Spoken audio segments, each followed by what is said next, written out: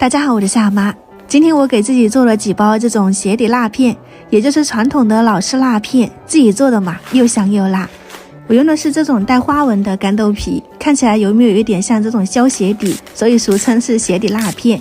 先给它剪成段，然后再剪成这种方片，方便操作。有的地方也叫人造肉，反正的话呢，几块钱有很多。先给它用清水冲洗干净，不用泡，快速的冲洗干净后捞出来沥干水分。泡久吸水太多，豆皮就没有嚼劲了，所以的话呢，速度要快一点。其实这种豆皮本身就是熟的，但是因为我们是买的，觉得还是要蒸上一小会儿，这样的话呢，图个心理安慰。蒸上3分钟，快速的摊开，把水分晾干，这样豆皮就处理好了。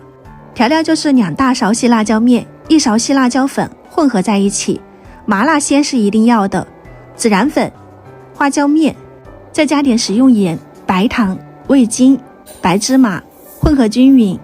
拌着拌着，这个香味就出来了，反正辣条就是这个味儿。八角、桂皮、香叶、草果和花椒，这些用水泡上一小会儿。接下来锅里丢油，放入葱姜、泡好的大料，然后就是小茴香，用中小火慢慢的炸，把里面的香味完全融入到油里面。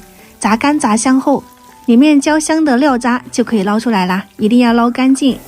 再分3到4次，分别倒入炼好的香油，融入到这个辣椒面里面，滋啦一下，整体味道就全部上来了。做好的辣油的话呢，它是这种悬浮的状态，里面是可以看到这种细辣椒面的。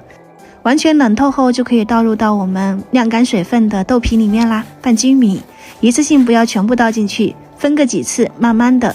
我这个红油没有放那么多，我觉得吃辣片不是吃油，最主要是吃这个辣椒的这种香味。全部拌好后，鞋底辣片就做好了。以前不是总有人说这么香的料油拌个鞋底也好吃，这不就派上用场了吗？麻辣鲜香的鞋底辣片就做好啦。这个料油真的可以去试一下，完全可以媲美外面买的这种私房的了，真的又香又辣，特别好吃。干香有嚼劲的豆皮裹上这种香辣的调料，真的是越吃越想吃，再辣也能抵得住。如果你也想吃，可以把这个视频点赞收藏起来去试一下哦。喜欢我的视频记得关注我，我是夏妈，我们下次再见。